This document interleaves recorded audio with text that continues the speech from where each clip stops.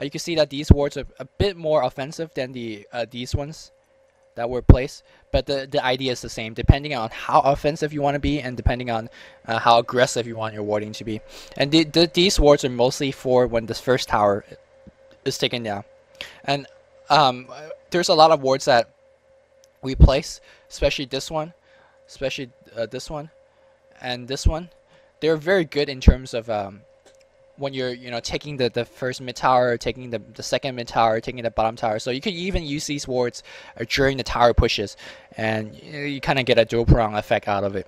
So these wards are just predominantly for the offensive wards when the first tower is taken down. So when the second tower is taken down, again, following the same theory, you push the line in. So it's increasingly important to start to ward the spot again, to ward on their lane, and to keep this ward up.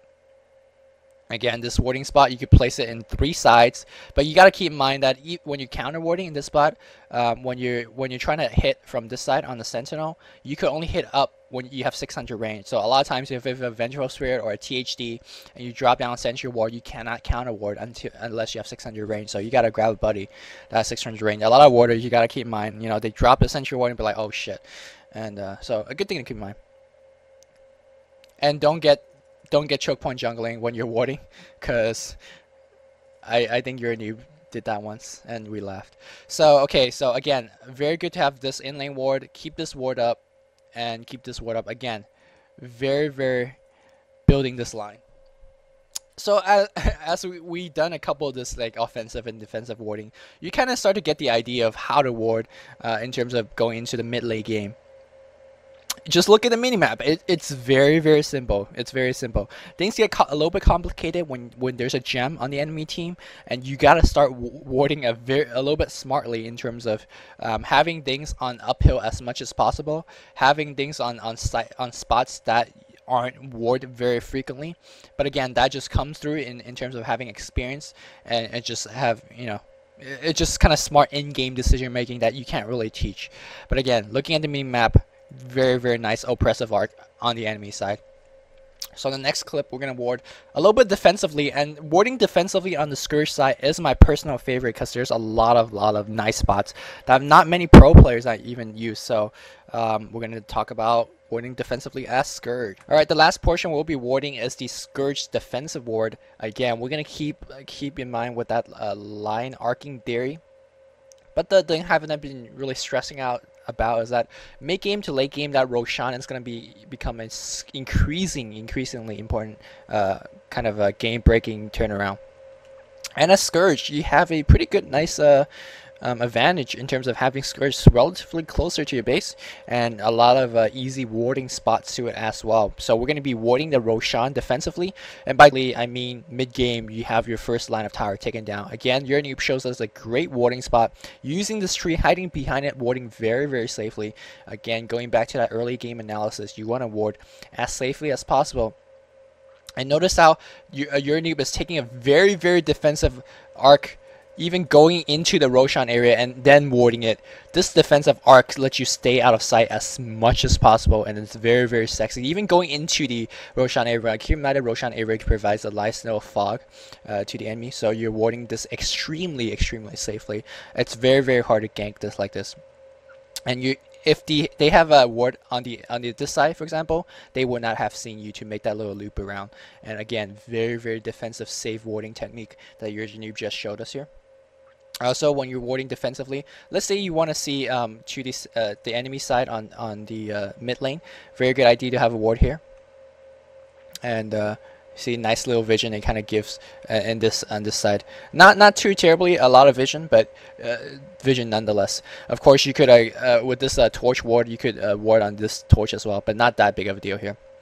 Also, we're going to move up now to the warding on the Sentinel. A lot of players I've seen just ward up this plateau, kind of just like, okay, well, I'll just throw a ward here.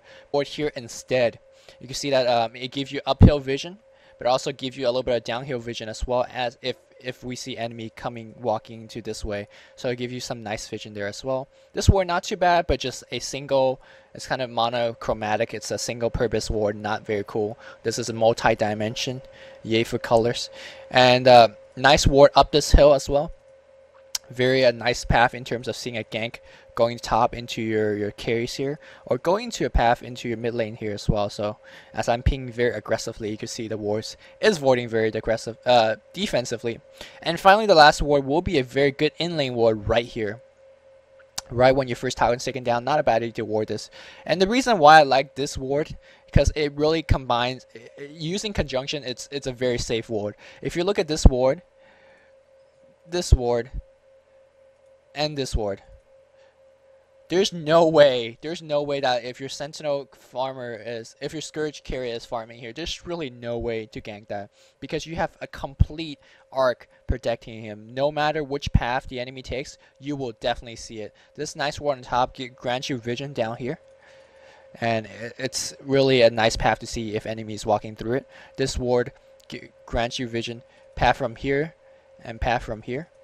And finally, this ward is a nice path from this side. So you have so much vision as my DPS, FPS is really lagging. But you see, again, we're extending our line, our crazy French defensive arc, and really there's no hole in this one. You cannot run through the gate. Again, we're using like 20 wards just to ward this one spot.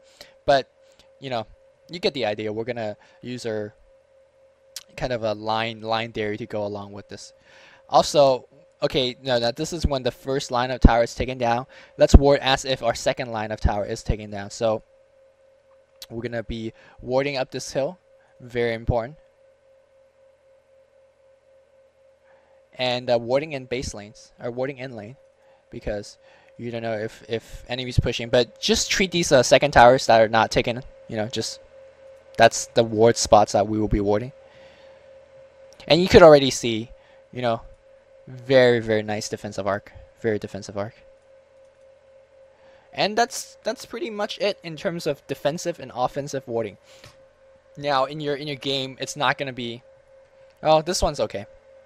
In terms of backstab into the mid lane, this is a good idea when you still have your second mid tower, but you don't have this tower anymore. Which leads to my next point. These is very kind of cookie cutter ward. You're assuming that all your target tower is taken down. So next we're going to do a little bit of exercise. I'm going to be taking some mini-map pictures of a pub game. Of course, pub game, there's absolutely no wards. So we're going to just be looking at mini-map. Okay, so here are the towers that are taken. Should we have some wards here? Should we have some wards here? What are some of the advantages? What are some of the disadvantages? Yada, yada, yada, yada, yada. So I kind of give you a little bit perspective. So it's kind of like the lessons. And then the next one is going to be the hands-on experience of, you know, where should I ward here? Why should I ward here? Is it important to do this? Is it important to do that? And how to ward here? Now, for the past, I don't know, 30 or 40 minutes, this is a bad ward, by the way. Don't place it there. I don't know what. Anyways, it's very important to see that not just the placement of the wards. Like, okay, yeah, I know how to place these wards. You're saying that already, but it's how you're placing this. The little nice path that your noob took, and the little like the niche spot behind the trees. That is the important thing to do in game, and you gotta really keep that in mind. Because again, if they see you doing it, they will counter your wards. So it's best to not let them to see you. So I hope that's very, very clear, and this is kind of a line theory on the minimap. Using the minimap to help you ward, also very, very clear.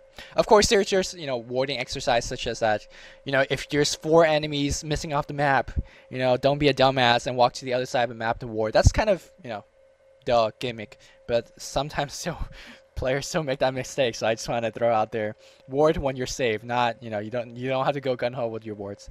So that's it with all the offensive and defensive warding. What's after this is going to be counter warding and kind of like the hands-on exercise. So this part we're going to talk about, we're going to use some, I guess, screenshots of the minimap and tell you where to ward.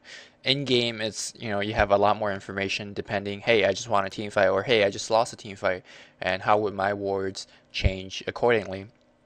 For this kind of a hands-on exercise, we're going to take one particular screenshot of a game and say, okay, well, if you're Sentinel, how would you ward? And if on Scourge, how would you ward? Just basing on how the minimap looks like. So judging from the minimap, it looks like Sentinel is having a pretty good time. They all still have all their exterior tower. So for them, it's pretty much you know, early to mid game. They have taken the top tower and they're about to take the bottom tower for Scourge. So as a sentinel, you want to extend your advantage. How would you ward? Judging from this personally, a good ward here will be really good in terms of making the second tower a lot easier to gank, and putting a ward here will allow the this first tower would be pushed very easily. This ward will actually allow to traffic movement through the Roshan area if needed. A ward up here in this camp will be really good as well. Seeing hero movement in terms of reinforcement, in terms of taking this mid tower very easily to be placed, and pretty much very simply ward. Maybe a ward over here as well on the side, on the sentinel side, to see over to the scourge side. So you can see that most of these wards are fairly on the edge of this kind of area to allow to take the mid tower. And once they pick the mid tower, you will have a significantly larger area in terms of area to control. So sentinel could ward pretty offensively because they're in a pretty good situation. Now, when you're Scourge, one good thing is to drop a ward right on the tower before it's taken down, so you will still have a sight advantage when the tower is going to take down. Or you could have a ward on your side to oversee. If you place a ward here, it should oversee over to the river, to the other side. So if you're ever afraid that the sentinel is mounting a push, you would have enough response time in terms of teleportation and whatnot, in terms of reinforcement. A ward up here will be really important in terms of preventing backstab and whatnot, and also a ward up here will allow you to see movement to gank the top lane as well. And also at this point, you might start to have to worry about Roshan if the Sentinel team, since they are in a pretty good lead. Depending how many minutes into the game, I don't know. So I mean, if it's 30 minutes into the game in a situation like this, you barely you really need to start warding the Roshan down to make sure that you have Roshan warded and Sentinel doesn't run too wild with their map advantage or whatnot. So that's just pretty much it, how this ward will go. Of course, we're not gonna ward like crazy like that like the previous things that I've been showing you, because you only simply have tier 3 wards to work with, and you gotta be optimizing those ward placements and placing them in the most useful spots. So these spots are where I would ward if I was on Sentinel or Scourge respectively. So on first look, this mini map looks pretty even. Both sides have lost a majority of the towers, and looks like Sentinel has lost one extra tower. But if you look at the hero movement, it should give you the picture that the Scourge is actually leading, because all the creep wave is pushed very heavily.